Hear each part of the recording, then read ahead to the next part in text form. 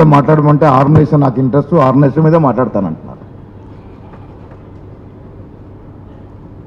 ఈరోజు మరి నూతనంగా ఏఐసిసి బాధ్యతలు చేపట్టి జనరల్ సెక్రటరీగా మన మధ్యకు వచ్చినటువంటి పెద్దలు గౌరవనీయులు రెస్పెక్టెడ్ సోదరిమణి మీనాక్షి నటరాజన్ గారికి, అదేవిధంగా సభాధ్యక్షులు పిసిసి అధ్యక్షులు మహేష్ గౌడ్ గారికి, పెద్దలు గౌరవనీయులు మన ముఖ్యమంత్రి వర్యులు సీఎం రేవంత్ రెడ్డి గారికి, సోదర సోదరిమణులు మన మంత్రులందరికీ, అదేవిధంగా ఎంపీలు ఎమ్మెల్సీలు, మరి ఏఐసిసి సెక్రటరీస్, జిల్లా అధ్యక్షులు, వివిధ హోదాలలో ఇక్కడికి వచ్చినటువంటి కాంగ్రెస్ పార్టీ కుటుంబ సభ్యులందరికీ, ఫ్యామిలీ మెంబర్స్ అందరికీ కూడా హృదయపూర్వక ధన్యవాదాలు, శుభాకాంక్షలను తెలియజేస్తా ఉన్నాను. ముఖ్యంగా 10 సంవత్సరాలు పరిగెత్తినట్టుగా పనిచేసినాం, కష్టపడ్డారు, అన్నీ చేసి అధికారంలోకి వచ్చినాం.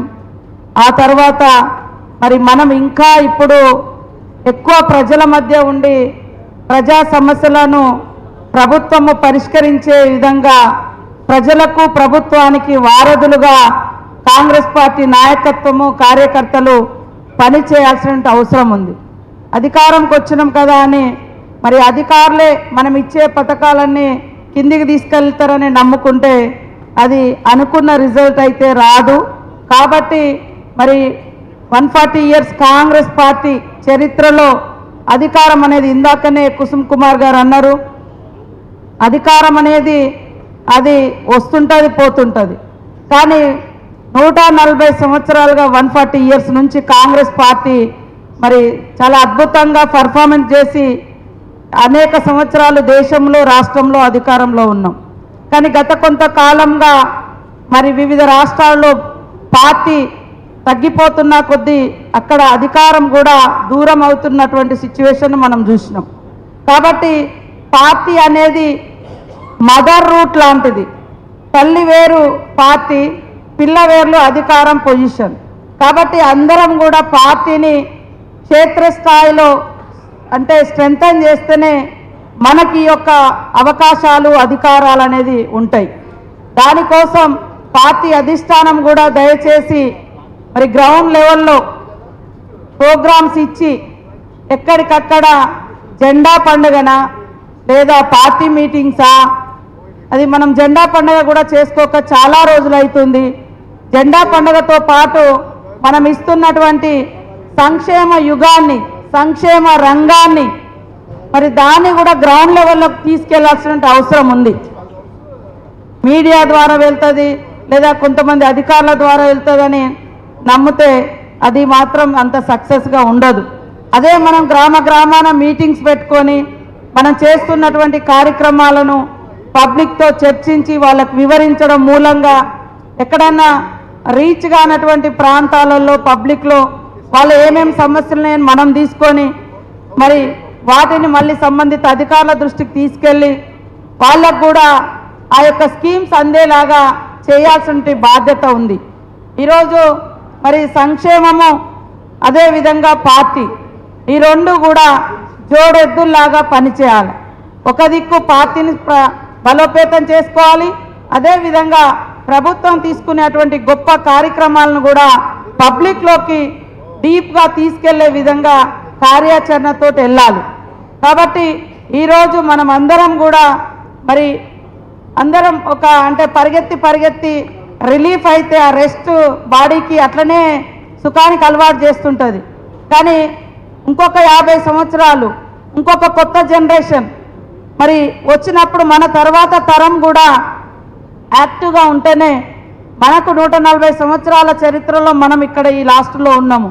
అట్లా ఇంకా పెద్ద ఎత్తున ఈ పార్టీలోకి యూత్ను కానీ నాయకత్వాన్ని కానీ ఎంకరేజ్ చేసి కొత్త వాళ్ళని తీసుకురావడం మూలంగా భవిష్యత్తులో ఈ పార్టీ మరింత పటిష్టం కావడం కోసం ఉపయోగపడుతుంది.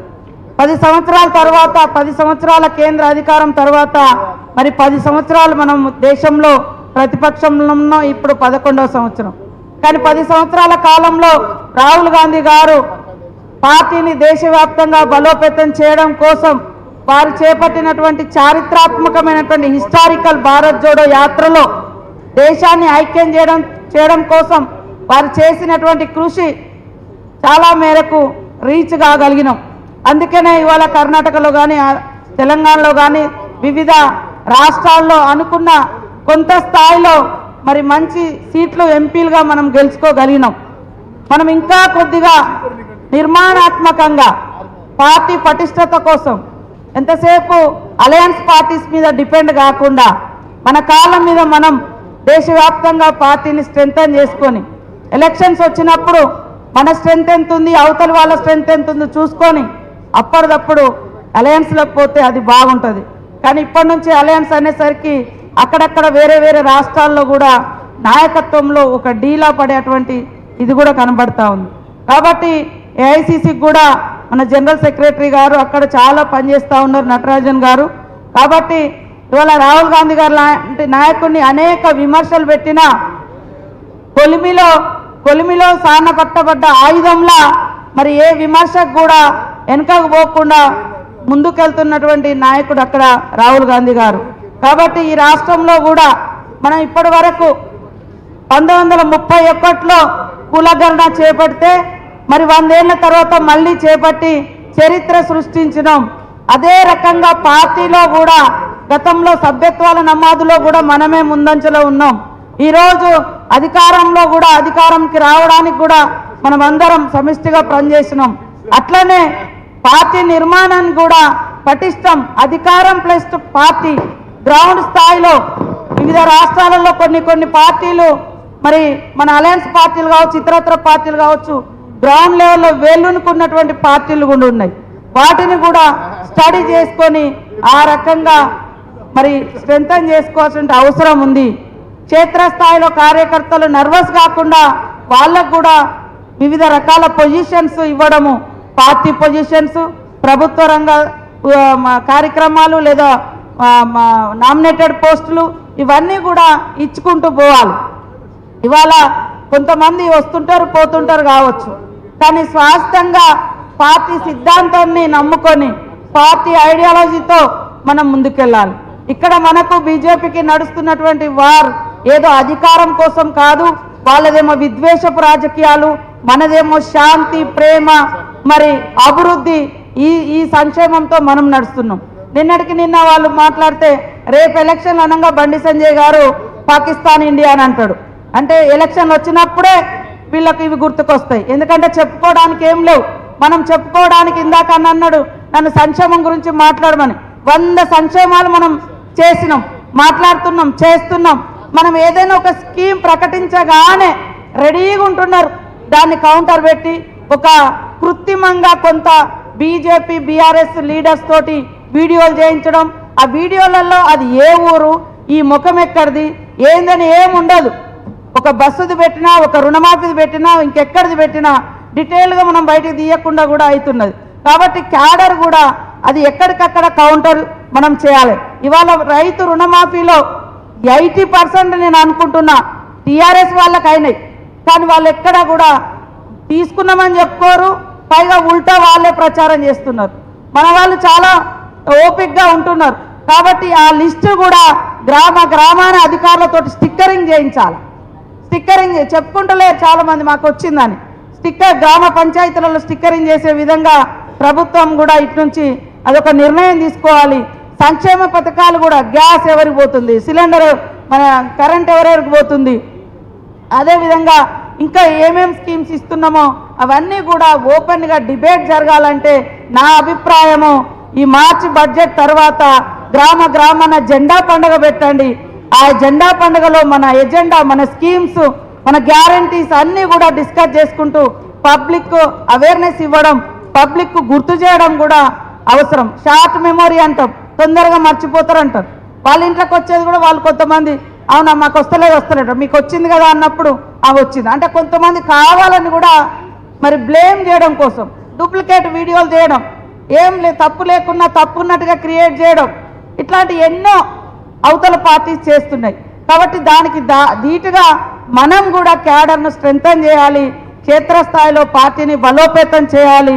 మరొక 100 ఏళ్ళు మన పార్టీ ముందుకు సాగే విధంగా ఇప్పటి నుంచే మరి యూత్ను కానీ న్యూ జనరేషన్ కానీ ఎంకరేజ్ చేసి ముందుకెళ్ళాలని మరి ఏఐసిసి ఇన్ఛార్జిగా వచ్చినటువంటి నటరాజన్ గారికి మరి మనస్ఫూర్తిగా వెల్కమ్ చెప్తూ వారికి పూర్తి స్థాయిలో గాంధీ ఐడియాలజీ, అంబేద్కర్ గారి యొక్క ఐడియాలజీ తెలుసు.